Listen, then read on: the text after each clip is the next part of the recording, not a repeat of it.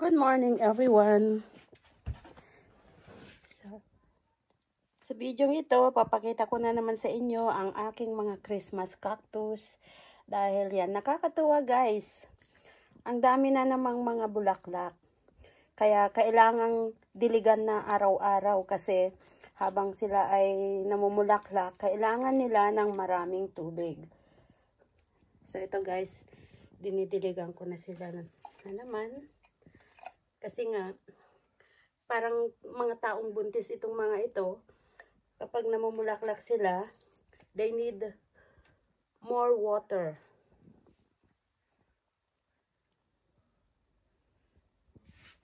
At medyo mainit dito dahil nasa taas ng, nasa ibabaw sila ng aming heater. So, kailangang diligan ko sila ng diligan para hindi sila matuyo. Ayan. Saka napakarami guys. Ayan ang orange. Ito ang red. Hindi pa siya na bumubuka. Pero yung white at saka fuchsia, ayan, bumuka na sila. So napakarami ko talaga.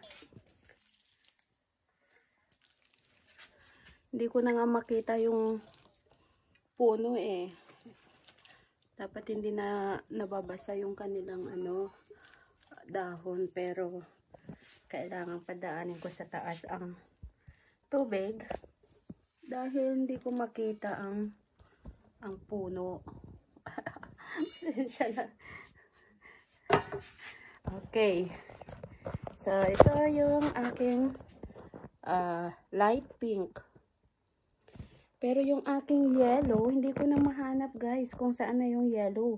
Kasi yung yellow, ever since hindi siya masyadong namumulaklak. Pag namulaklak siya, mga isa, dalawa, ganun lang siya.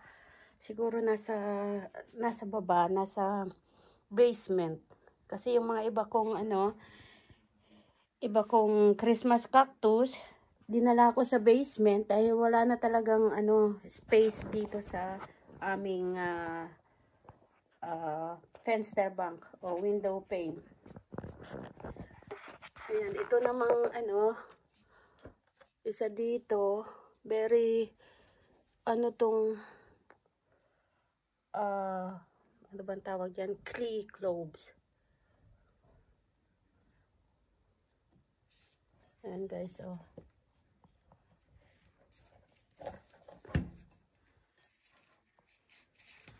Dapat alisin ko ito kasi na siya.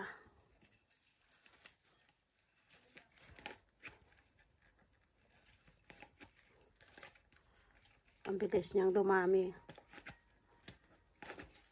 So, siya na lang ang kumakain ng nutrients na binibigay ko dyan sa aking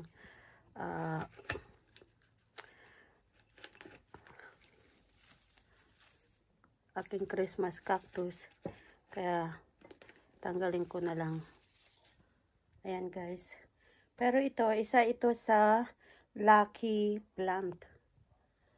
Ayan. Yung aking mga cactus. So, very nice. Itong orange, ang napakasipag mamulaklak. Napakasipag yan. At saka itong pink. Hindi sabay-sabay na lumalabas yung kanilang mga bulaklak. May nauuna, may nahuhuli. Tapos ito, 2 times a year silang mamulaklak. Kapag Christmas time at saka Easter time.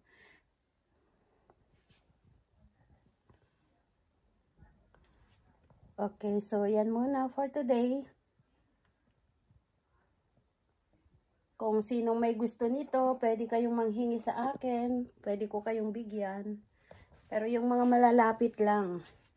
Sa Pilipinas naman, nagdala na ako ng mga sanga-sanga. Pero ewan ko kung nabuhay kasi itinanim ko nung umuwi ako. Hindi ko alam kung diniligan ng aking mga kapamilya o inalagaan nila. So, ayan guys. Mapagpalang Friday morning to all. Sana may mag-subscribe sa aking channel at may mag-share sa aking video para sa ganun inganyo na naman akong gumawa ng mga magagandang video. Kasi ngayon very busy ako kaya hindi ako nakakagawa ng mga video na katulad nung una, nakakagawa ako. Pero ngayon kung ano-ano na lang ang aking ina-upload para hindi ma-deactivate yung aking YouTube channel. Okay, so hanggang sa susunod na video, papasok muna ako. Goodbye.